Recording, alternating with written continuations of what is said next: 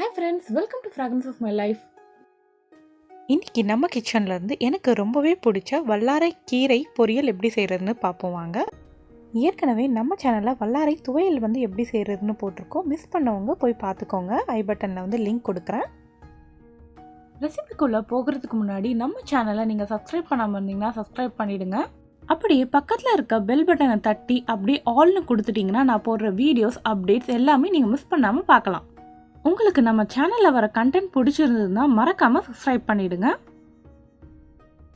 வாங்க வல்லாரை கீரை பொரியல் எப்படி செய்கிறதுன்னு பார்ப்போம். இன்றைக்கி நான் ஒரு கட்டு வல்லாரை கீரை எடுத்திருக்கேன். இந்த வல்லாரை கீரையில் இருக்க பின்னாடி இருக்க தண்டு கூட குட்டி குட்டியாக வெட்டி நம்ம சேர்த்துக்கலாம். வேஸ்ட் பண்ண வேண்டாம். ஒரு சின்ன சைஸ் வெங்காயம் வெட்டிக்கோங்க. ஒரு தேங்காய் பத்தை எடுத்து அதில் ஒரே ஒரு வரமிளகாய் போட்டு பல்ஸ் மோடில் அரைச்சி வச்சுக்கோங்க. அப்புறமா மிளகாய்த்தூள், தேவையான அளவு உப்பு, எண்ணெய், இதெல்லாம் தான் இதுக்கு தேவையான இன்க்ரீடியன்ட்ஸ். இப்போ நம்ம பொரியல் செய்ய ஆரம்பிக்கலாம். இதுக்கு ஒரு பாத்திரத்தில் 1 டேபிள் ஸ்பூன் எண்ணெய் ஊற்றிக்கோங்க. கீரைக்கு எண்ணெய் கம்மியாக தான் தேவைப்படும். எண்ணெய் நல்லா சூடானதுக்கப்புறமா வெங்காயம் சேர்த்துக்கலாம். வெங்காயம் நல்லா சாஃப்டாக வதக்கிக்கணும். ஏற்கனவே நான் சொல்லியிருக்கேன், இந்த வல்லாரைக்கீரை பார்த்திங்கன்னா ஒரு மெமரி பூஸ்டிங் இலை அப்படின்னு சொல்லலாம். ஞாபக சக்திக்கு அவ்வளோ நல்லது. குழந்தைங்களுக்கு பிரெயின் டெவலப்மெண்ட்டுக்கெலாம் ரொம்பவே நல்லதுங்க. இந்த கீரையை குழந்தைங்களுக்கு அடிக்கடி கொடுத்துட்டு வந்தீங்கன்னா படித்ததெல்லாம் உங்களுக்கு ஞாபகம் வச்சுக்கிறதுக்கு அந்த மெமரி பூஸ்டிங் பவர் இன்க்ரீஸ் பண்ணும். இது மட்டும் இல்லாமல் நல்ல நோய் எதிர்ப்பு சக்தியும் இந்த வல்லாரைக்கீரை கொடுக்கும்.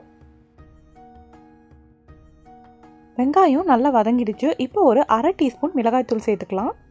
மிளகாய்த்தூளை இந்த வெங்காயத்தோடு நல்லா கலந்து வதக்கிக்கலாம். அதோட பச்சை வாசனை போகிற வரைக்கும் நல்லா மிளகாய்த்தூளை வதக்கிக்கணும். இப்போ இதில் கீரைக்கு தேவையான அளவு உப்பு சேர்த்துக்கலாம். உப்பு கீரைக்கு எப்போவுமே ரொம்ப கம்மியான அளவு தாங்க தேவைப்படும். உப்பு சேர்க்கும்போது கொஞ்சம் கவனமாக கொஞ்சம் பார்த்து சேர்த்துக்கோங்க. இப்போ நம்ம உப்பு நல்லா கலந்து விட்டதுக்கப்புறமா நம்ம கழுவி வச்சுருக்க வல்லாரை கீரையை சேர்த்துக்கலாம். மறுபடியும் சொல்கிறேங்க, இந்த கீரையோட தண்டு பகுதியை வேஸ்ட் பண்ணாதீங்க. குட்டி குட்டியாக கட் பண்ணி இந்த கீரை கூடையே சேர்த்துக்கோங்க. நிறைய பேர் அதை அப்படியே தூக்கி போட்டுடுறாங்க. இப்போ பாத்திரம் நிறைய இருக்கிற கீரை ஒரு 2 நிமிஷத்துலேயே நல்லா சுருங்கிடும் பாருங்கள். அதனால தான் சொன்னேன், நம்ம எப்போவுமே கீரைக்கு உப்பு கம்மியாக தான் போடணும்.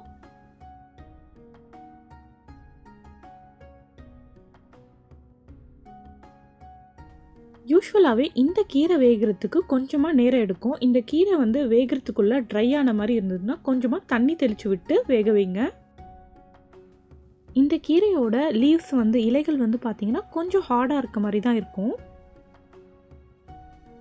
கீரை நல்லா வெந்துருச்சு. இங்கே பாருங்கள், இருந்த இடமே தெரியாமல் இப்போ போயிடுச்சு. இப்போ நம்ம பல்ஸ் மோடில் அரைச்சி வச்சுருக்க தேங்காயும் வரமிளகா போட்டு அரைச்சி வச்சுருக்கோம் இல்லையா, அதை சேர்த்துக்கலாம்.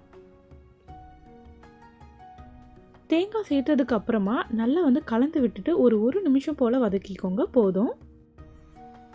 ஞாபக சக்தியையும் இம்யூனிட்டி பவரையும் நல்லா பூஸ்ட் பண்ணுற கீரை பொரியல் ரெடி ஆகிடுச்சு. இந்த கீரை பொரியல் ரெசிபி உங்களுக்கு பிடிச்சிருந்தா லைக் பண்ணிவிடுங்க. செஞ்சு பார்த்துட்டு எப்படி இருக்குன்னு கமெண்ட்ஸை சொல்லுங்கள். ரொம்பவே யூஸ்ஃபுல்லாக இருக்குது அப்படின்னு நினச்சிங்கன்னா உங்கள் ஃப்ரெண்ட்ஸ் கூடலாம் ஷேர் பண்ணுங்கள். தேங்க்யூ.